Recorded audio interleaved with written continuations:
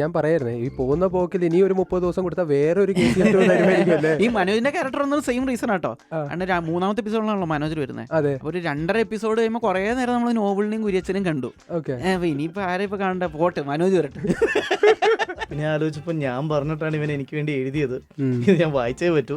വിചാരിച്ച അങ്ങ് വായിച്ചിട്ട് നോ പറയാം. ഇതാണ് എന്റെ പ്ലാൻ. അതാ സീരിയസ്ലി ആണ്. ഓക്കെ, ഇനി ഇത് സ്ക്രിപ്റ്റ് ആയിട്ട് ട്രാൻസ്ലേറ്റ് ചെയ്യാൻ നിൽക്കുന്ന സമയത്താണ് നമ്മൾ ഇത് നോൺ ലീനിയർ ആക്കണം, ലീനിയർ അങ്ങനെ ചിന്തിക്കാം.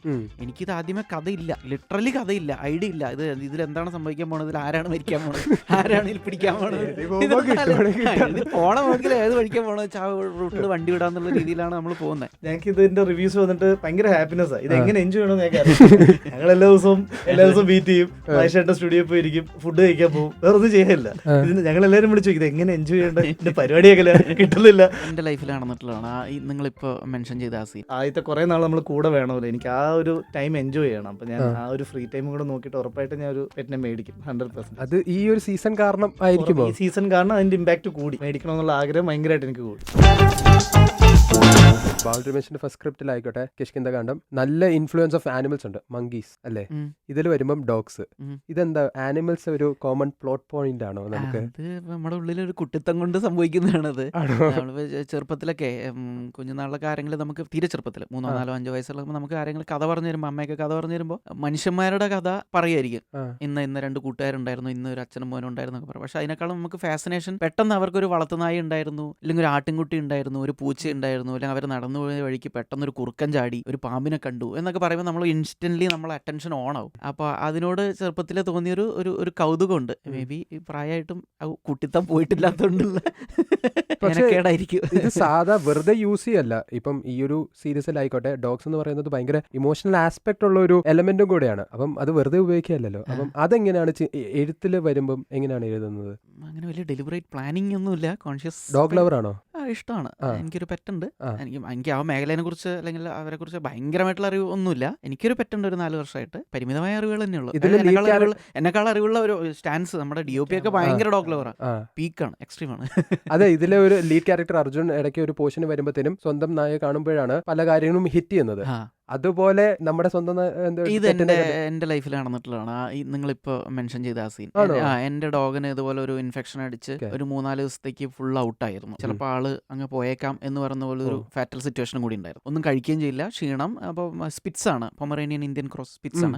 അറിയാലോ സ്പിറ്റ്സിന്റെ ഒരു ഇതെന്ന് വെച്ച് കഴിഞ്ഞാൽ ഭയങ്കര ജോവിയലാണ്, ഭയങ്കര ഹൈപ്പർ ആക്റ്റീവ് ആയിരിക്കും. അപ്പോൾ ഈ ഇത്രയും ആക്റ്റീവ് ആയിട്ടുള്ള ഇവൻ ഒരു 4 ദിവസമായിട്ട് എപ്പോഴും നമ്മുടെ ലിവിംഗ് റൂമിന്റെ മൂലയിൽ എപ്പോഴും ചുരുണ്ടുകൂടി കിടക്കുക. എണീക്കാനുള്ള ത്രാണിയില്ല, കാരണം 4 ദിവസമായിട്ട് ഭക്ഷണം കഴിക്കുന്നില്ല, എനർജി ഇല്ല. അപ്പോൾ അങ്ങനെ നിൽക്കുന്ന സമയത്ത് ഞാൻ ഇതുപോലെ ഒരു ദിവസം ഒരു 10:30 അടച്ചിട്ട് വാതിലും അടച്ച് കിടക്കാൻ പോകണ വഴിക്ക് ലൈറ്റ് ഓഫ് ചെയ്യാൻ നേരത്താണ് ഇവൻ്റെ ഈ കിടപ്പ് കാണുന്നത്, ഒരു മൂലയിൽ കിടക്കുന്ന പോലെ. അപ്പോൾ എന്തോ എനിക്കൊരു പാവം തോന്നി, ഒരു സങ്കടം തോന്നി. ഞാൻ വെറുതെ അവൻ്റെ അടുത്ത് പോയിട്ട്, അവന് എണീക്കാൻ പോലും വയ്യ, കണ്ണ് തുറക്കാൻ പോലും വയ്യ, ഞാൻ വെറുതെ അവൻ്റെ തലയിൽ വെറുതെ ഒന്ന് തടവി. അപ്പോൾ അവന് തീരെ ത്രാണിയില്ല കേട്ടോ. എന്നിട്ട് അവൻ വാലുകൊണ്ട് അവൻ ഇങ്ങനെ പിടപ്പിച്ചു. അവനൊന്ന് പ്രോപ്പറായിട്ട് ഇങ്ങനെ വാഗ് ചെയ്യാനുള്ളൊരു എനർജി പോലും അവനില്ല. പക്ഷെ അവനെ കൊണ്ട് പറ്റുന്ന രീതിയിൽ അവനൊന്ന് ഇങ്ങനെ ആക്കി. അപ്പോൾ എനിക്കത് ഒരു ഇച്ചിരി ടച്ച് ആയിരുന്നു.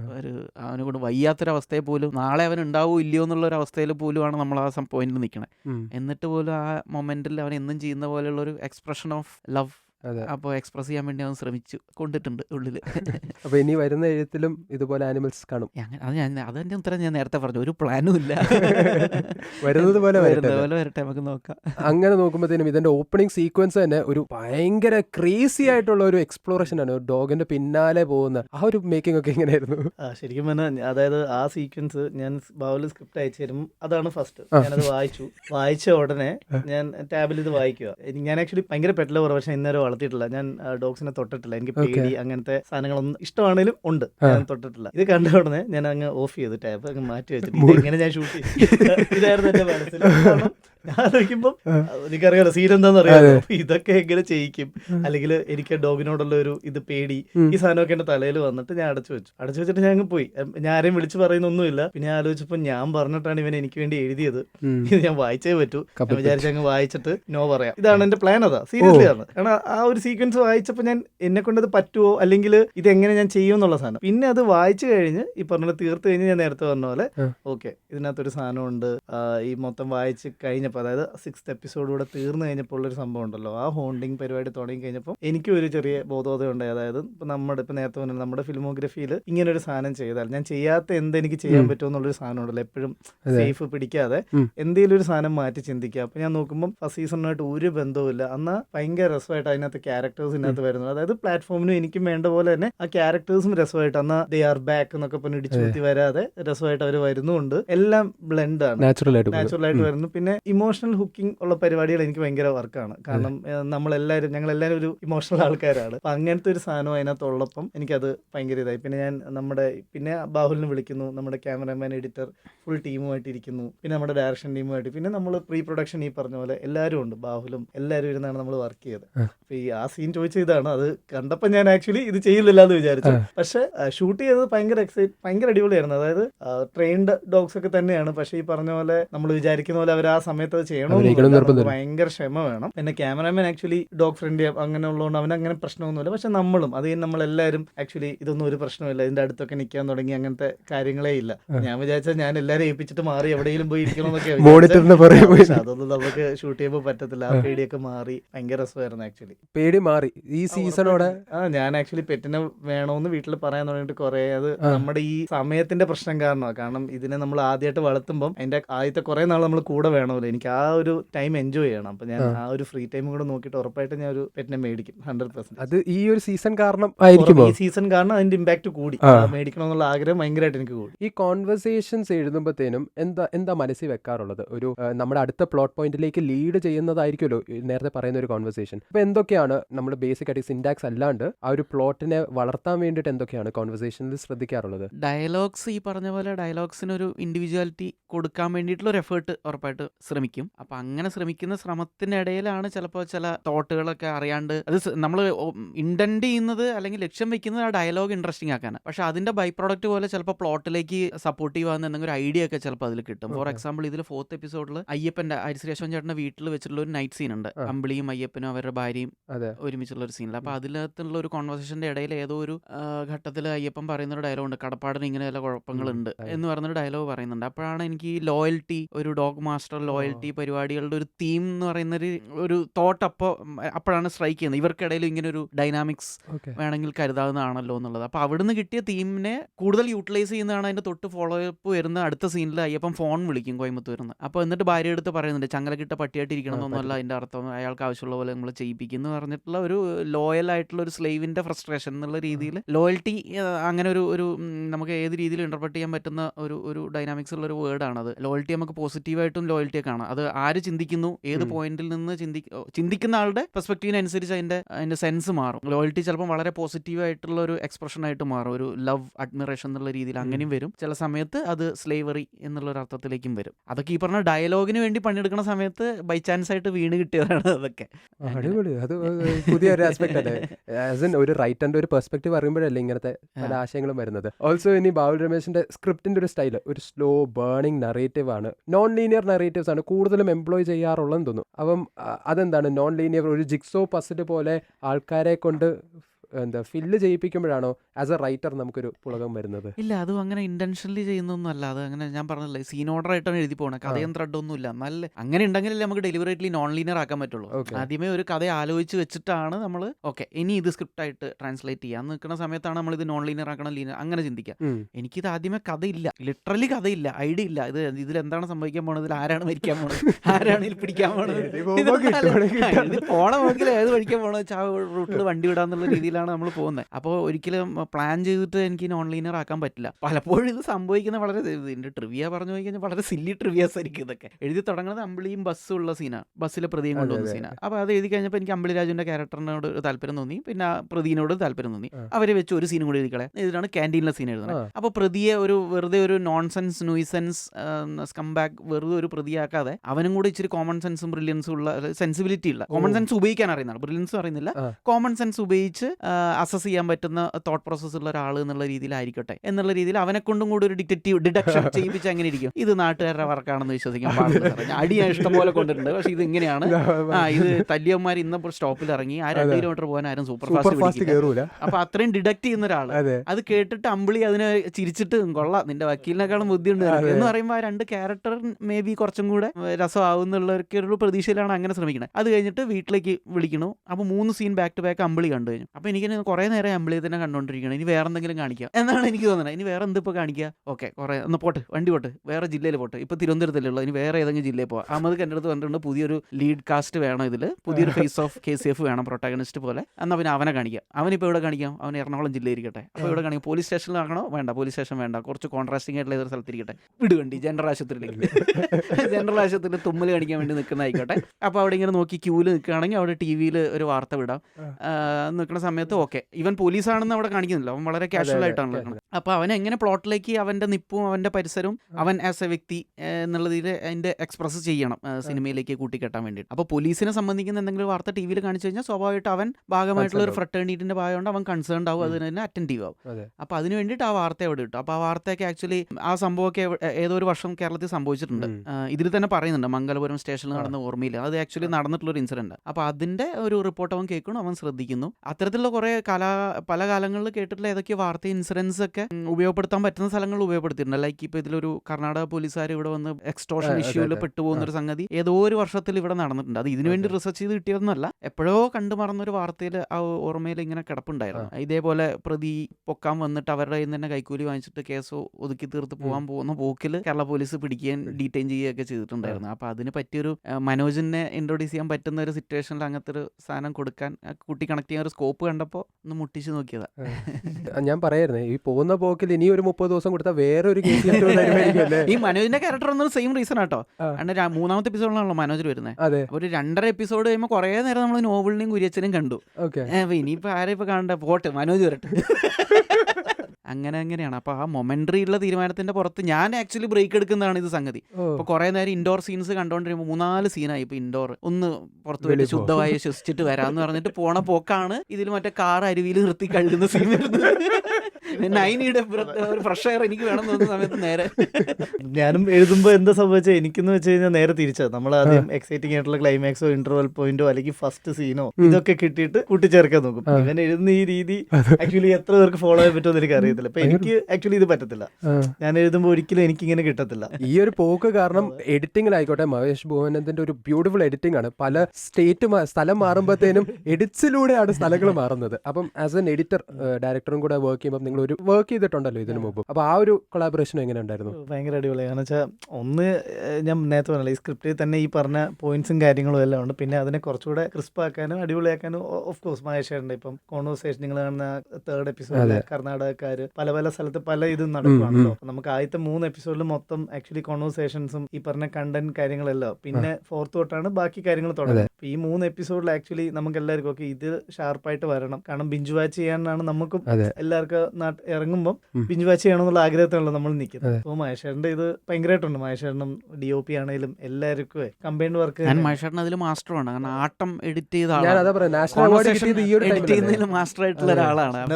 ഇപ്പം മധുരം എൻ്റെ കൂടെ വർക്ക് ചെയ്തു. അത് കഴിഞ്ഞാൽ നേരെ ആട്ടമാണ്. ആട്ടത്തിൽ അറിയാലോ ഒരു ടേബിളും 12 ആൾക്കാരും 2 hours ഓഫ് കോൺവെർസേഷൻ എഡിറ്റ് ചെയ്ത ആളാണ്.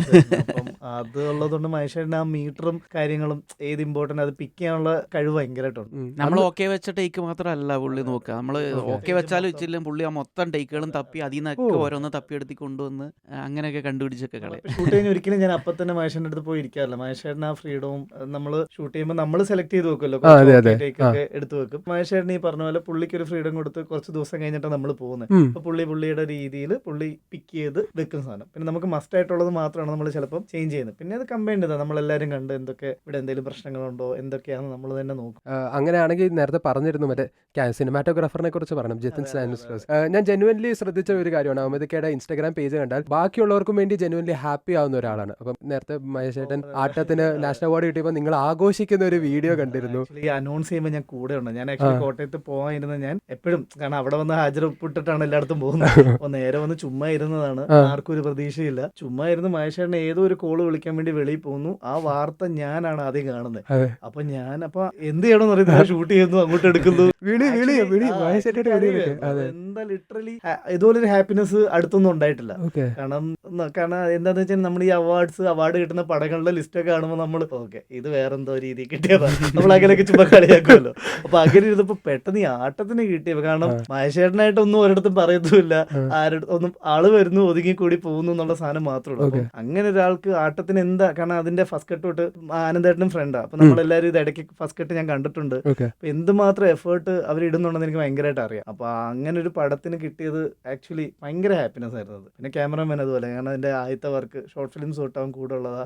അപ്പൊ എന്റെ ഈ ടീം നമ്മള് ഒരുമിച്ച് ലേൺ ചെയ്ത് വന്നോണ്ടിരിക്കുക. അപ്പൊ അവന്റെ കാര്യം പറയുകയാണെങ്കിൽ എനിക്ക് ഭയങ്കര അണ്ടർ റേറ്റഡ് എന്ന് പറയത്തുള്ളൂ. കാരണം അവൻ ആക്ച്വലി ഇവിടെ ഉള്ളതിൽ ആക്ച്വലി ഭയങ്കര അപ്പം അവൻ ഇപ്പം ഭയങ്കര ഈസി ആയിട്ട്, ഇപ്പൊ നമ്മൾ ഇത്രയും ഒക്കെ ഉണ്ടെങ്കിലും 56 ദിവസത്തിൽ ഇത് ഷൂട്ട് ചെയ്തേ, ഈ പറഞ്ഞ സീക്വൻസസ് എല്ലാം. അപ്പം അങ്ങനെ വലിയ ടൈം കൺസ്യൂമിങ് കാര്യങ്ങളുമില്ല. പിന്നെ ഞാനുമായിട്ട് ഭയങ്കര കംഫർട്ടാണ്. സെറ്റിലിരുന്നും പോയിട്ട് ഞങ്ങൾ അങ്ങനെ ഭയങ്കര സംസാരങ്ങളൊന്നുമില്ല. കാരണം പ്രീ വർക്കിൽ ഞങ്ങൾ എല്ലാവരും പ്രീയിലുള്ളത് കൊണ്ട് എല്ലാവർക്കും എല്ലാ സീനിന്റെയും കാര്യങ്ങളൊക്കെ അറിയാം. ആ സിങ്ക് ഭയങ്കരമായിട്ടുണ്ട്. എന്താണ് ഇപ്പം ഞാൻ ഈ പറഞ്ഞ പോലെ അവനോട് എന്റെ മോൻ കാണുമ്പോൾ അവനറിയാം ഇത് വർക്കായിട്ടില്ല, അല്ലാതെ ഞാൻ പോയി ഇങ്ങനെ ഫ്രെയിം വെക്കുന്നൊന്നും അധികം പറയാറില്ല. അവൻ ആദ്യം കൊണ്ടൊന്ന് വെക്കും, എന്നിട്ട് ഞാൻ എന്തെങ്കിലും ഉണ്ടെങ്കിൽ അവനോട് പറയും. കാരണം ആ ഒരു റാപ്പ് ഭയങ്കരമായിട്ടുണ്ട്, അങ്ങനത്തെ ഒരു പ്രശ്നങ്ങളും ഇല്ല. ഇങ്ങനെ 4 കാണിച്ചിട്ട് നമ്മൾ ജയിച്ചിട്ടാമാരാന്നൊക്കെ പറഞ്ഞു കേട്ടത് 4-on-4 ഇറ്റാണ്. ജൂൺ തൊട്ട് നമ്മൾ എപ്പോഴെങ്കിലും കൂടുണ്ട്. അപ്പൊ കഴിഞ്ഞ ദിവസം ഞങ്ങള് ഇത് കഴിഞ്ഞ് ഞങ്ങൾക്ക് ഇതിന്റെ റിവ്യൂസ് വന്നിട്ട് ഭയങ്കര ഹാപ്പിനെസ് ആണ്. ഇത് എങ്ങനെ എൻജോയ് ചെയ്യണമെന്ന് ഞങ്ങൾക്ക് അറിയാം. ഞങ്ങൾ എല്ലാ ദിവസവും മീറ്റ് ചെയ്യും, മഹേഷേട്ടൻ സ്റ്റുഡിയോ പോയിരിക്കും, ഫുഡ് കഴിക്കാൻ പോകും, വേറെ ഒന്നും ചെയ്യില്ല.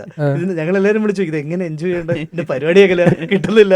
അപ്പൊ സന്തോഷത്തിൽ ഓരോന്ന് കാണിക്കും. അപ്പൊ ഞാൻ ഇങ്ങനെ ചുമ്മാ റാൻഡംലി അളിയാ 4ഉം സെറ്റാണല്ലോ, എന്നാ പിന്നെ അങ്ങനെ ചുമ്മാ നമ്മുടെ ഒരു AD ഫോട്ടോ എടുത്ത് നമ്മളങ്ങനെ നിന്നത്. ജൂൺ മാത്രമാണ് തിയേറ്റർ റിലീസ് ഉണ്ടായിരുന്നത്, മധുരം OTT ആയിരുന്നു, ബാക്കി രണ്ടും നമുക്ക് OTT പ്ലാറ്റ്ഫോംസ് ആണ്. ആ ഒരു വ്യത്യാസം തോന്നിക്കുന്നുണ്ട്. പ്രോസസ് മേക്കിങ്ങിന്റെ പ്രോസസ്സിന് ഒന്നും ഒരു വ്യത്യാസമില്ല. ആകെ ഞാൻ ഇങ്ങോട്ട് വന്നത് ആഗ്രഹിച്ച തിയേറ്റർ എക്സ്പീരിയൻസ് തന്നെ. കൊച്ചിയിലെ തൊട്ട് സ്കൂളിൽ നിന്ന് തൊട്ട് സിനിമ കണ്ട് തിയേറ്ററിലെ കൈയടി, തിയേറ്ററിലേക്ക് പോകുമ്പോൾ വഴിയിലുള്ള മറ്റേ പോസ്റ്റർ, ഈ സാധനം തലയിൽ കയറിയാണ് ഡയറക്ടർ ആവണമെന്ന് ആഗ്രഹം വന്നത്. ജൂണിൽ വന്നപ്പം അതെനിക്ക് ഭയങ്കരമായിട്ടുണ്ടായിരുന്നു, ഈ പറഞ്ഞ സെലിബ്രേഷൻസും കാര്യങ്ങളും എല്ലാം. അത് തന്നെ ആഗ്രഹിച്ചു നിന്നേ. പക്ഷെ അത് കഴിഞ്ഞ് കോവിഡ് വരുന്നു, പ്ലാൻ പിന്നുള്ള ഒരു സിനിമയും പ്ലാനിലുള്ളതല്ല, എല്ലാം നമ്മൾ പ്ലാൻ ചെയ്യാതെ പോയിക്കൊണ്ടിരിക്കുകയാണ്. അപ്പൊ തിയേറ്റർ തന്നെയാണ് ആക്ച്വലി ആഗ്രഹം. അപ്പൊ നെക്സ്റ്റും തിയേറ്റർ പടം തന്നെ ചെയ്യാനുള്ള ആഗ്രഹത്തിൽ തന്നെ എനിക്കുന്നത്, അതാകാനുള്ള ചാൻസ് ആണ് കൂടുതലും. അതാണ് എനിക്ക് കുറച്ചുകൂടെ. ഇപ്പൊ എക്സാമ്പിൾ നമ്മൾ ഇതിന്റെ പ്രീമിയർ ഒരു പ്രിവ്യൂ ഷോ വെച്ചിരുന്നു, 6 എപ്പിസോഡ്സും കാണിച്ചു, തിയേറ്ററിലാണ്. അപ്പൊ അത് തിയേറ്ററിൽ ആ പറഞ്ഞ ഫുൾ പാക്കിൽ ഞങ്ങളെല്ലാം സ്റ്റെപ്പിലിരിക്കുമായിരുന്നു. അപ്പൊ ആ ഒരു എൻജോയ്മെന്റ്, അത് കഴിയുമ്പോൾ ഒരു കൈയടി, അല്ലെങ്കിൽ ആൾക്കാരുടെ റിയാക്ഷൻസ്, ഇപ്പൊ ഒരു ചെറിയൊരു സാധനത്തിൽ ആൾക്കാർ ചിരിക്കുന്നു, അങ്ങനെ ഞാനെല്ലാം ഇപ്പൊ നൈസായിട്ട് എല്ലാവരും ഇങ്ങനെ CCTV പോലെ നോക്കിക്കൊണ്ടിരിക്കുന്നു റിയാക്ഷൻ. നമ്മൾ അത് കാണുന്നില്ല, എക്സ്പ്രഷൻ ആക്ച്വലി ഞാൻ തിയേറ്ററിൽ പോകുമ്പോൾ ഇപ്പം പ്രേമിലും ഒക്കെ കണ്ടപ്പോൾ ഞാൻ ഞെട്ടിയിട്ടുണ്ട്. അതായത് ഞാൻ തിയേറ്ററിൽ ഇരുന്ന് ഈ യങ്സ്റ്റേഴ്സ് ഒക്കെ കൈയടിക്കുന്നു, ആക്ച്വലി അസൂയയും കൊതിയൊക്കെ വരും. കാരണം ഇത് ആഗ്രഹിച്ചാണ് ഞാൻ വന്നത്. ആ ഒരു തിയേറ്റർ പൾസ് ഭയങ്കര അടിപൊളിയാണ്. അപ്പൊ അതിനുവേണ്ടിയാണ് നമ്മൾ എല്ലാവരും ഇവിടെ വന്നേക്കുന്നത്. അങ്ങനെ നോക്കുകയാണെങ്കിൽ ഇപ്പം ചെയ്തിട്ടുള്ള തിയേറ്റർ പടങ്ങൾ രണ്ടും ആസ് ഇൻ ഫിലിംസ് രണ്ടും ഫീൽ ഗുഡ് ഒരു ഡ്രാമ ഫിലിമാണ് ജോൺറിൽ വരുന്നത്. പക്ഷേ OTT-ലേക്ക് വരുമ്പോഴത്തേനും ക്രൈം ത്രില്ലേഴ്സ് ആണ്. അത് കോൺഷ്യസ് ആണോ? ഇതൊന്നും ഞാൻ പ്ലാൻഡ് അല്ല. ഇപ്പം ഈ 1ന്റെ കഥ നമ്മൾ വേറൊരു പോലീസ് സ്റ്റേഷനിൽ പോയപ്പോൾ കിട്ടിയതാ. അപ്പൊ ആ സമയത്താണ് ഹോട്ട്സ്റ്റാറിൽ നിന്ന് ഒരു ഓഫർ വരുന്നത്. അപ്പൊ ഞാൻ നോക്കുമ്പോൾ ഓക്കെ കൊള്ളാം, ജോണർ ഷിഫ്റ്റ് ചെയ്യാം, ഇത് ചെയ്യാം. അപ്പൊ 1 ചെയ്യുമ്പോൾ അങ്ങനെ 2, 3 ഒക്കെ ചെയ്യണം അങ്ങനൊന്നും ആഗ്രഹമൊന്നുമില്ല. ഇത് ചെയ്യുന്നു, ഇത് വൃത്തിക്ക് ചെയ്യുക. അത് ഹിറ്റായ സമയത്ത് ഇവര് തന്നെ പ്ലാറ്റ്ഫോം തന്നെ സീസൺ 2 നോക്കണമെന്ന് പറഞ്ഞു. പെട്ടെന്ന് തന്നെ ചെയ്യണം, അടുത്ത വർഷം ഇതേ ഡേറ്റിൽ തന്നെ നമുക്ക് റിലീസ് ചെയ്യാം എന്നുള്ള പ്ലാൻ ഒക്കെ ആയിട്ട് അവർ വന്നു. അപ്പൊ നമ്മൾ നോക്കുമ്പോൾ ഓക്കെ, കാരണം ആ സമയത്ത് നോക്കിയ പടത്തിന് ഇതുപോലെ കുറച്ച് ഡേറ്റ് ഇഷ്യൂസ് ഉണ്ട്, ഡിലേ വരും. അപ്പൊ ഈ ഗ്യാപ്പിൽ ഇത് ചെയ്യാം. അപ്പോഴാണ് 2ന്റെ പ്രോസസ്സിലേക്ക് പോകുന്നത്. ഇതൊന്നും അതാണ് ഇങ്ങനെ പ്ലാൻഡ് അല്ല. പിന്നെ ഉണ്ട് ആക്ച്വലി ഇപ്പൊ നമുക്ക് ആ ഫ്രാഞ്ചൈസി നമ്മുടെ കയ്യിലുണ്ട്. അതായത് അതുകൊണ്ട് നമുക്കിപ്പം തിയേറ്ററിൽ വേറൊരു ജോണർ ട്രൈ ചെയ്തിട്ട് നമുക്ക് ആക്ച്വലി നമ്മളെല്ലാവരും ഫ്രീ ആണെങ്കിൽ ടൈം കിട്ടിയാൽ ഈ പറഞ്ഞ പോലെ ത്രില്ലർ ജോണറിലേക്ക് നമുക്ക് തിരിച്ചു വരാം. ടെക്നിക്കൽ ടീമിനെ കുറിച്ച് പറയുമ്പോൾ മ്യൂസിക്കിനെ കുറിച്ച് പറയണം. ഹിഷാം അബ്ദുൾ വഹാബ് മധുരം തൊട്ട് ഒരുമിച്ചാണ്, വീണ്ടും കൊളാബറേറ്റർ ആണ്. ഇതിൽ പ്രത്യേകിച്ച് മറ്റേ ഫോർത്ത് എപ്പിസോഡാന്ന് തോന്നുന്നു, ഒരു ഇമ്പോർട്ടന്റ് പൊസിഷനിൽ അർജുൻ പോയി നിൽക്കുമ്പോഴത്തേനും ഭയങ്കര എലിവേറ്റിംഗ് ആയിട്ട് ഒരു മ്യൂസിക് ഒക്കെ വരും. അപ്പം എന്താ അതിനെന്തെങ്കിലും ബാക്ക് സ്റ്റോറി വല്ലതും ഉണ്ടോ? ഇതെന്ന് വെച്ചാൽ 1 ഹിഷാം തന്നെയാണ് ചെയ്തത്. 2 നമ്മൾ ചെയ്യുമ്പോൾ ആദ്യം നമ്മൾ ആക്ച്വലി ഈ പറഞ്ഞ പോലെ നമുക്ക് നേരത്തെ ചെയ്ത് ഷൂട്ട് ചെയ്ത് നമ്മൾ ആദ്യം കുറച്ച് ലൗഡ് സാധനങ്ങളാണ് നമ്മൾ ആദ്യം ചെയ്തത്. പിന്നെ കുറച്ച് നേരം കഴിഞ്ഞപ്പോൾ നമ്മുടെ 1 ഈ പറഞ്ഞ പോലെ ഒരു പുഷിന്റെ ആവശ്യം ഉണ്ടായിരുന്നു ആക്ച്വലി കുറച്ചൊക്കെ. പക്ഷെ ഇതിലേക്ക് വന്നപ്പോൾ കഥ ഇന്റൻസ് ആണ്. പിന്നെ 3 എപ്പിസോഡിൽ കോൺവെർസേഷൻസ്, എവിടെ ചെയ്യണ്ട എവിടെ ചെയ്യണം എന്നുള്ള ചോദ്യങ്ങൾ എപ്പോഴും നമുക്ക് കൺഫ്യൂസ്ഡ് ആയിട്ട് വരുമല്ലോ. അങ്ങനെ നോക്കി നമുക്ക് ടോൺ ഡൗൺ ചെയ്ത് മൊത്തത്തിൽ നമ്മുടെ എല്ലാം ഒരേപോലെ, ഇപ്പം സീൻസ് എങ്ങനെയാണോ വർക്ക് ആയത്, എഡിറ്റ് എങ്ങനെ വന്നേക്കുന്നത്, അതുപോലെ മൊത്തത്തിൽ നിൽക്കണം എന്നുള്ളൊരു സാധനം അങ്ങോട്ടും ഇങ്ങോട്ടും ഉണ്ടായിരുന്നു. അപ്പോൾ അത് വെച്ചാണ് നമ്മൾ പിടിച്ചത്. പിന്നെ ഈ പറഞ്ഞ സീക്വൻസ് ആക്ച്വലി ഞാൻ ഒന്ന് വീട്ടിൽ പോയ സമയം ഇഷാം ഒറ്റയ്ക്ക് ചെയ്ത സാധനം. ആ സമയത്ത് ഞാൻ കൂടെ ഇല്ലായിരുന്നു. ഈ പറഞ്ഞ ആ പർട്ടിക്കുലർ ഒരു 4.5-6 മിനിറ്റ് ഉള്ള ഒരു സീക്വൻസ് ഞാൻ വീട്ടിൽ പോയിട്ട് തിരിച്ചു വരുമ്പോൾ ഞാൻ ലൈവായിട്ട് അവന്റെ അടുത്ത് പോയപ്പോൾ അവൻ ചെയ്തു വെച്ചേക്കുക. എന്നോട് പറഞ്ഞാൽ ഞാൻ ഇങ്ങനെ ഒന്ന് ചെയ്തു നോക്കിയിട്ടുണ്ട്, ഇത് കണ്ടു നോക്കാൻ എന്ന് പറയുന്ന അതേ വേർഷൻ തന്നെയാണ് ആദ്യം തൊട്ടേ ഇപ്പോഴും ഇരിക്കുന്നത്. അത് കേട്ട് കഴിഞ്ഞപ്പം ഭയങ്കര പംപ്ഡ്. കാരണം ഞങ്ങൾക്ക് ആ സീക്വൻസ് ഞങ്ങളുടെയും ഭയങ്കര ഫേവറേറ്റാ. എഴുത്തോട്ട് നമ്മൾ ഏറ്റവും കൂടുതൽ ഡിസ്കസ് അങ്ങനെയൊക്കെ ചെയ്തിരുന്നത്. അതായത് ഇതിനെ കാരണം നമുക്കറിയാം ഇങ്ങനത്തെ ഒരു സീക്വൻസ് വന്നിട്ടില്ല, ഷൂട്ട് ചെയ്യാൻ പാടുക, ഇതിനെ എങ്ങനെ ക്രാക്ക് ചെയ്യാം, എങ്ങനെ ചെയ്യാമെന്നുള്ളൊരു സാധനം നമുക്ക് എല്ലാവർക്കും ഉണ്ടായിരുന്നു. അത് ഭയങ്കര എൻജോയ് ചെയ്ത് നമ്മൾ ചെയ്തതും ആ മ്യൂസിക് അതിന് വന്നു കഴിഞ്ഞപ്പോൾ അതിന് അത്യാവശ്യം എലിവേഷൻ ഭയങ്കരമായിട്ട് കിട്ടുകയും ചെയ്തു. ഇനി coming back to the senior actors, Indrans, Harisree Asokan, Lal sir, ഇവർ മൂന്നുപേരും കൂടെ ഒരുമിച്ച് കിട്ടുന്നത് തന്നെ ആസ് ന്യൂ ഫിലിം മേക്കേഴ്സ് ഭയങ്കര എലിവേറ്റിംഗ് ആയിട്ടുള്ള ഒരു മൊമെന്റ് അല്ലേ? ഒന്നാമത് എന്ന് വെച്ചാൽ ഇവർക്ക് ഈ കോമ്പിനേഷൻ ഒന്നും ഇല്ല. അതുകൊണ്ട് ഞങ്ങൾ ആക്ച്വലി പഞ്ചാബി ഹൗസ് ചിന്തിച്ചിട്ടില്ല. സത്യം പറഞ്ഞാൽ പ്രൊമോഷന് വേണ്ടി വന്നപ്പോഴാണ് ഇങ്ങനെ ഒരു ആസ്പെക്ട് നമ്മൾ ശ്രദ്ധയിൽ വരുന്നത്. രണ്ടാമത്തെ കാര്യം എന്ന് വെച്ച് കഴിഞ്ഞാൽ ഉറപ്പായിട്ടും ലാൽ സാർ ഓൾറെഡി എന്നെ മധുരം തൊട്ടേ വർക്ക് ചെയ്യുന്നുണ്ട്. അപ്പം പിന്നെ നമ്മളെല്ലാവരും ഫാൻ ബോയ്സ്, അപ്പം അറിയാം ലാൽ സാറിനെ. ഇന്ദ്രൻ സേട്ടനും മധുരത്തിലുണ്ട്, അപ്പൊ തൊട്ടേ കംഫർട്ടായി. ഹരിശ്രീ അശോകന് ഈ പറഞ്ഞ പോലെ കാരണം ഇങ്ങനെ ഒരാള് പെക്യുലർ ആയിട്ടുള്ള ഒരാൾ വേണമെന്ന് നമ്മൾ അങ്ങനെ പിക്ക് ചെയ്തേ. ഒന്നെന്ന് വെച്ചാൽ സീനിയേഴ്സ് ആയിട്ടുള്ള ആൾക്കാർ വരുമ്പം അവർ വരുന്നു, നമുക്ക് വേണ്ട സാധനത്തിൽ ബെസ്റ്റ് തന്നിട്ട് അവർ പോവുക. വേറെ നമ്മൾക്ക് അതുമല്ല ഡയറക്ടേഴ്സ് ആക്ടർ പോലെ നിൽക്കുന്നത്, വേറെ ചോദ്യങ്ങളൊന്നുമില്ല, നമ്മൾ പറയുന്ന എല്ലാം കേൾക്കാൻ അവർ റെഡിയാണ്. അതെനിക്ക് ഭയങ്കര ഇതായിട്ടുണ്ട്. വേറെ ഒന്നുമില്ല, അവർ വരുന്നു, അവരുടെ കാര്യം ചെയ്യുന്നു എന്നുള്ള സാധനം ഉണ്ടല്ലോ, അത് ഭയങ്കര ഇതാണ്. നമ്മൾ വിചാരിക്കും ഇവര് ഇടപെടും, അല്ലെങ്കിൽ പേടിയാവും, അല്ലെങ്കിൽ പ്രശ്നം ഉണ്ടാകും, അങ്ങനത്തെ ഒരു സംഭവം ഇല്ല. ഇവരെല്ലാം ഇപ്പൊ ഇന്ദ്രൻ സേട്ടനാണ്. പിന്നെ അതുമല്ല ഇവർക്ക് എല്ലാവർക്കും ഇപ്പൊ ലാൽ സാറിനും ഫുൾ സ്ക്രിപ്റ്റ് അറിയാം, അല്ലാതെ ഇവർക്കെല്ലാം ഇവരുടെ റോള് മാത്രമേ അറിയത്തുള്ളൂ. അപ്പൊ അങ്ങനത്തെ ഒരു സംഭവം ഉണ്ട്. അപ്പൊ എന്താണ് അധികം നടക്കാൻ പോകുന്നത് ഇവർക്ക് അറിയത്തില്ല. അപ്പൊ ഇവര് കൂടുതൽ വേറെ കാര്യങ്ങളും നമ്മൾ ചോദിക്കത്തുമില്ല. ഇവരുടെ ക്യാരക്ടർ രസമാക്കാനും പിന്നെ നമ്മൾ ട്രസ്റ്റ് ചെയ്താൽ അവർ വരുന്നത്. കാരണം നമ്മളോടുള്ള ഇപ്പൊ ഇന്ദ്രൻ സേട്ടനാണെങ്കിലും നമ്മൾ അധികം സ്റ്റോറി ഭയങ്കരമായിട്ട് പറയും, ജസ്റ്റ് പുള്ളിയുടെ ക്യാരക്ടറും ഗ്രാഫും മാത്രമേ പുള്ളിക്കും അറിയത്തുള്ളൂ. സോ പുള്ളി വരുന്നു, ഈ പറഞ്ഞ പോലെ നമ്മൾ പറയുന്ന ഇത് സീൻ ഡിസ്ക്രൈബ് ചെയ്യുന്നു, അതുപോലെ ചെയ്യുന്നു, എന്ത് മൂടാന്ന് പറയുന്നു, അങ്ങനെ ചെയ്യുക. ഒരു ഒന്ന് ആലോചിച്ച് നോക്കി, എത്ര ഞങ്ങളുടെയൊക്കെ പ്രായത്തിന്റെ ഡബിൾ ഇത് അവർക്കുണ്ട്. ആ എക്സ്പീരിയൻസ് ഉണ്ടായിട്ട് നമ്മൾ പുതിയ ആൾക്കാരെ അതുപോലെ വെൽക്കമിങ് ആക്കിയിട്ടാണ് അവർ ചെയ്യുന്നത്. അപ്പം നമ്മൾ ആ കാര്യത്തിൽ ഭയങ്കര ബ്ലെസ്ഡ് ആണ്. അങ്ങനത്തെ ആർട്ടിസ്റ്റ് മലയാളത്തിലുണ്ട്. ഇവരെ അടിപൊളിയായിട്ട് യൂസ് ചെയ്താൽ ഉറപ്പായിട്ട് ഇതിന്റെ അപ്പുറം കിട്ടും. എന്താണ് ബാഹുലിന്റെ നമ്മുടെ എഴുത്തിൽ ഇവരെയൊക്കെ കണ്ടപ്പോഴത്തേനും അത് തന്നെ നമുക്കത് ഭയങ്കര ഫുൾഫില്ലിംഗ് ആണല്ലോ. എഴുത്തിനേക്കാളും കുറച്ചുകൂടെ ലൈഫ് ഇവർ ഇത് പറഞ്ഞ് പെർഫോം ചെയ്ത് വരുമ്പോഴത്തേക്ക് ഭയങ്കര ഉള്ളിലൊരു ഭയങ്കര സാറ്റിസ്ഫാക്ഷൻ ഉണ്ടാക്കും. എടാ നല്ല ലൈഫായി, നമ്മൾ സേഫായി എന്ന് പറയുന്നൊരു ഫീൽ ഉണ്ടാക്കും. പിന്നെ ലാൽ സാറിൻ്റെ ഇതെന്ന് വെച്ചാൽ ലാൽ സാർ ഇപ്പോൾ ചില ഡയലോഗ്സ് പുള്ളിക്ക് എന്തെങ്കിലും ഇമ്പ്രവൈസ് ചെയ്യണം തോന്നിക്കഴിഞ്ഞാൽ പുള്ളി ചോദിക്കണത് ഈ ഡയലോഗ് ഇങ്ങനെ ആക്കിയാൽ കുഴപ്പമുണ്ടോ എന്നാണ് ചോദിക്കുന്നത്. ആരാ ചോദിക്കണേ? Ramji Rao, ഇൻഹരിയർ Nagar, God father, Vietnam കോളിലേക്ക് എഴുതിയ വലിയ ലെജൻഡറി ഡയറക്ടർ ഒന്നുമല്ലാത്തൊരു ശിശുവിൻ്റെ അടുത്ത് ചോദിക്കുകയാണ് ഈ വാക്ക്, നിസ്സാര സംഭവം കേട്ടോ, ഈ വാക്ക് മാറ്റിട്ട് ഈ വാക്കാക്കിക്കോട്ടെ എന്നൊക്കെയാ ചോദിക്കണേ. വല്ലപ്പോഴും ചോദിക്കത്തുള്ളൂ,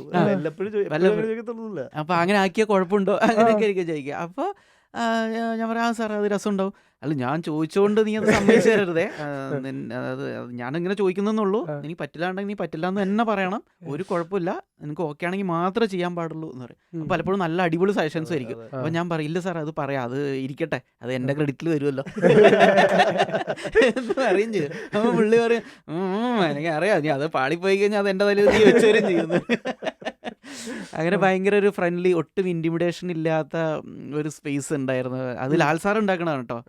ഈ ഇന്ദ്രൻ സാറും ഹരിശ്രീ അശോകൻ ആ ഒരു ക്യാരക്ടേഴ്സിലേക്ക് എങ്ങനെ എത്തിയ ഇവർ രണ്ടുപേരും ആയിരിക്കും ഈ ഒരു കാസ്റ്റിംഗിന്റെ പെർഫെക്റ്റ് എന്ന് വിചാരിച്ചിട്ട്?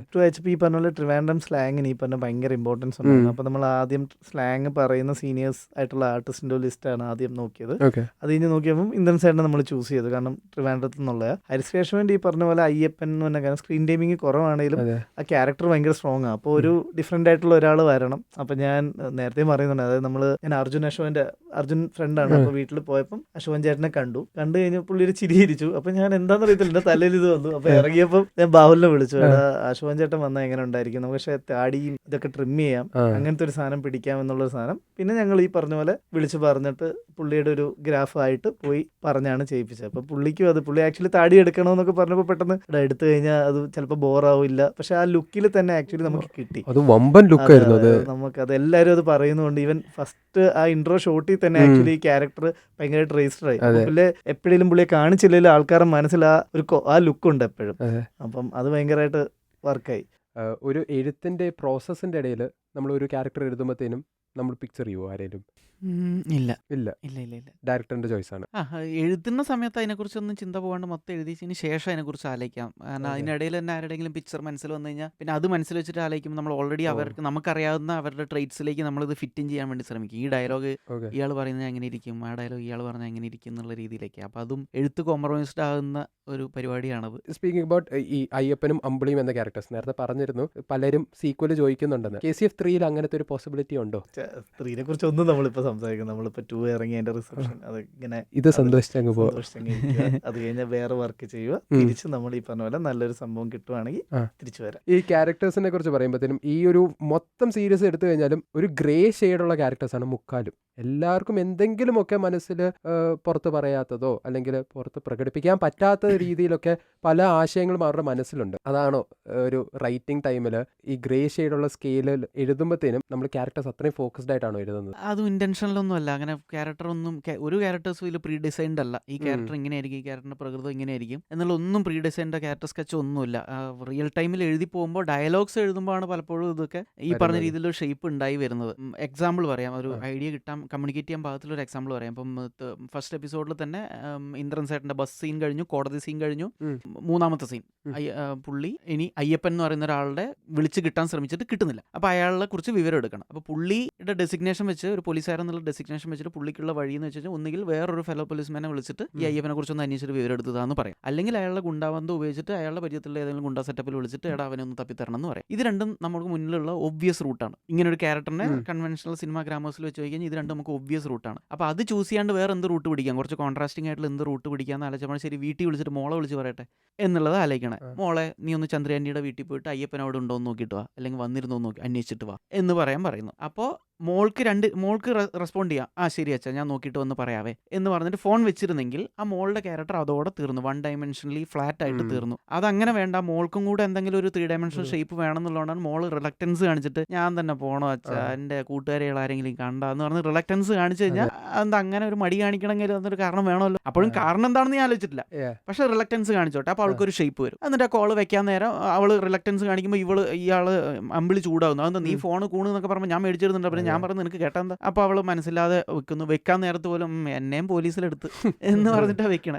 അപ്പൊ അവൾക്ക് ഒരു ക്യാരക്ടർ എന്നുള്ള രീതിയിൽ ഒരു ഷേപ്പ് വരും എന്നുള്ളതുകൊണ്ടാണ് വരുന്നത്. അങ്ങനെ എഴുതി പോയതുകൊണ്ടാണ് ഒരു പക്ഷേ സെക്കൻഡ് എപ്പിസോഡ് വരുമ്പോൾ മോൾ അവിടെ ഇങ്ങനെ റിലക്റ്റൻസ് കാണിച്ചിട്ടുണ്ട്. ചന്ദ്രി ആന്റി എന്നൊക്കെയാണ് അവിടെ അഭിസംബോധന ചെയ്തിട്ട് അഡ്രസ് ചെയ്തിട്ടുള്ളത്. അപ്പോൾ സ്വാഭാവികമായിട്ട് ഇവരുമായിട്ട് എന്തെങ്കിലും ഒരു ഫാമിലിയൽ ബോണ്ട് ഏതെങ്കിലും രീതിയിലുള്ള ഒരു പരിപാടി ഉണ്ടാവാൻ സാധ്യതയുണ്ട് എന്നുള്ളൊരു ക്ലൂ ആ ഡയലോഗ് അവിടെ എഴുതി. മോളുടെ ക്യാരക്ടർ അല്ലെങ്കിൽ മോളുടെ ഡയലോഗ്സ് ഇൻട്രസ്റ്റിംഗ് ആക്കാൻ നടത്തിയ ശ്രമത്തിന്റെ ഭാഗമായിട്ടാണ് ഇങ്ങനെ ഒരു തോട്ടിലേക്ക് എത്തുന്നത്. അപ്പൊ നിങ്ങൾ ഈ പറഞ്ഞ അമ്പിളി അയ്യപ്പൻ ഈ ബിസാറായിട്ടുള്ള അവരുടെ ഒരു ബോണ്ടിങ് പോലും വന്നത് ഒരു പക്ഷെ ആ ഡയലോഗ് അവിടെ എഴുതിയോണ്ടായിരിക്കും. അതിന്റെ ഒരു ബട്ടർഫ്ലൈ എഫക്ട് പോലെയാണ്, അല്ലാതെ ഈ ബോണ്ടിങ് ആദ്യമേ പ്രീ ഡിസൈൻഡ് അല്ല. പിന്നെ അതേപോലെ തന്നെയാണ്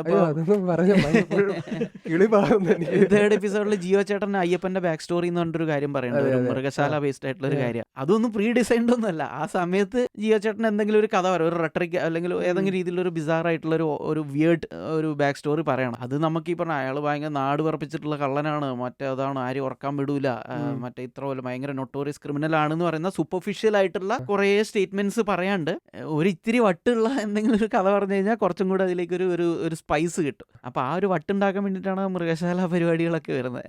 എന്നാൽ നമുക്കൊന്ന് KCF ചെറുതായിട്ടൊന്ന് വെളി വരാം. നമുക്ക് നിങ്ങളുടെ ഒരു ഓവറോൾ വർക്കും കൂടെ ഒന്ന് എക്സ്പ്ലോർ ചെയ്തു പോകാം. പോസ്റ്റ് കിഷ്കിന്ദ കാണ്ഡം ഏറ്റവും കൂടുതൽ ഡൗട്ട് അടുപ്പിച്ച അല്ലെങ്കിൽ ഡൗട്ട് തോന്നിപ്പിച്ച ഒരു മൂവി കാണുമ്പോൾ, ഒരു സിനിമാറ്റിക് എക്സ്പീരിയൻസ് കാണുമ്പോഴത്തേനും കുറെ ചിന്തിപ്പിച്ച ഒരു മൂവി അത് ഏതായിരിക്കും? എനിക്ക് തൊട്ട് മുന്നേ കണ്ടതിൽ ഡൗട്ട് അടിപ്പിച്ച ടെനറ്റാണ്. ഒരു 6-7 വട്ടം കണ്ടു നോക്കി, നടന്നില്ല. പക്ഷെ ഞാൻ കീഴടങ്ങിയിട്ടില്ല. ഇനി കുറച്ചൊക്കെ ക്രാക്കായിട്ടുണ്ട്. ഇനി അതൊന്ന് ക്രാക്കായി കിട്ടുന്നവരെ ഞാൻ അതിനുവേണ്ടി അധ്വാനിക്കും. അങ്ങനെയാണെങ്കിൽ പക്ഷെ ഒരു വ്യത്യാസം ഉണ്ടായി. ഈ ടെനറ്റ് ഈ പറഞ്ഞ ഒരു ക്രാക്ക് ചെയ്യാൻ വേണ്ടിയിട്ട് ഒരു 6-7 തവണ ഇരുന്ന് കണ്ടു കഴിഞ്ഞിട്ട് ഇപ്പൊ ഞാൻ ഇൻസെപ്ഷൻ ഒക്കെ ഇരുന്ന് കാണുമ്പോൾ എനിക്ക് ഇൻസെപ്ഷൻ ഭയങ്കര പാട്ടാണ്. സോ സില്ലി, ഇത്രയൊക്കെ സ്പൂൺ ഫീഡ് ചെയ്യണോ? അങ്ങനെ ഒരു വ്യത്യാസം ഉണ്ടായി. ഞാൻ ചോദിക്കാൻ വന്നത്, അങ്ങനെയാണെങ്കിൽ കിഷ്കിന്ദ കണ്ട ഒരു പ്രേക്ഷകന് ഏറ്റവും കൂടുതൽ ഡൗട്ട് നമ്മൾ സ്വയമേ ആൾക്കാർ വന്ന് ചോദിച്ചിട്ടുള്ള ഒരു ഡൗട്ട് എന്തായിരിക്കും? നമുക്ക് അങ്ങനെ വലിയ കോംപ്ലക്സിറ്റി ഒന്നും ഉള്ളതായിട്ട് എനിക്ക് തോന്നുന്നില്ല. അല്ല, കിഷ്കിന്ദയെല്ലാം ഒരുവിധമൊക്കെ സ്ട്രൈറ്റ് ഫോർവേഡ് ആയിട്ട് തന്നെ അതിൽ കാര്യങ്ങൾ പറയുന്നുണ്ട്. പിന്നെ ഈ ഡൗട്ട് എന്ന് വെച്ച് കഴിഞ്ഞാൽ ആകെപ്പാട് അതിൽ നമ്മൾ പറയാണ്ട് എക്സ്പോസ് ചെയ്യാണ്ട് വെച്ചിരിക്കുന്ന ആ ഒരു കാര്യം തന്നെ ആൾക്കാർ ചോദിക്കുള്ളൂ. എവിടെയാണ് ചച്ചു എന്ന് പറയുന്ന കാര്യം തന്നെ ചോദിക്കാറുള്ളൂ. അത് പിന്നെ എന്തായാലും അത് ഈ പറഞ്ഞ അജയൻ അറിയുന്ന കാര്യങ്ങൾ തന്നെ എനിക്കും അറിയുള്ളൂ. അങ്ങനെ ഇരിക്കട്ടെ. സാധിക്കട്ടെ. ഇനി അഹമ്മദ് കയോട് വന്നു കഴിഞ്ഞാൽ റോം കോമിന്റെ ഒരു പോസ്റ്റ് ഇട്ടിരുന്നു അർജുൻ ദാസിന്റെ കൂടെ. അത് ആക്ച്വലി ഇതിന്റെ ഷൂട്ടിന് മുന്നേ തന്നെ നമുക്ക് ഇത് കിട്ടി അർജുനോട് സംസാരിച്ച് വെച്ചതാ. പിന്നെ ഇത് കഴിഞ്ഞിട്ട് ജോയിൻ ചെയ്യാമെന്നുള്ള രീതിയിലായിരുന്നു. അപ്പം KCF 2ന്റെ പ്രൊഡക്ഷനും നമ്മളായിരുന്നു. അപ്പം ഇതിന്റെ റിലീസ് ടൈം വന്നു കഴിഞ്ഞാൽ ആ ഷൂട്ട് തുടങ്ങിയാൽ നമുക്ക് ഇതിനകത്ത് ഇൻവോൾവ് ആവാൻ പറ്റത്തില്ല, അത് ഷൂട്ട് ബ്രേക്ക് ആവും എന്നുള്ളത് കൊണ്ട് അതിൽ നിന്നൊരു ഗ്യാപ്പ് എടുത്തതാ. അപ്പൊ ഇത് കഴിഞ്ഞിട്ട് വേണം ഇനി അതിലോട്ട് കിടക്കാം. അതിലേക്ക് ഇറങ്ങും. അതെ, എന്തായാലും അടിപൊളി. Thank you so much for your time. KCF 2 ഇനി 3, 4 ഒക്കെ ആയിട്ട് ഈ ഒരു കൊളാബറേഷൻ ഞങ്ങൾക്ക് വീണ്ടും കാണാൻ സാധിക്കട്ടെ. ഒരുപാട് സന്തോഷം. Thank you so much. Thank you.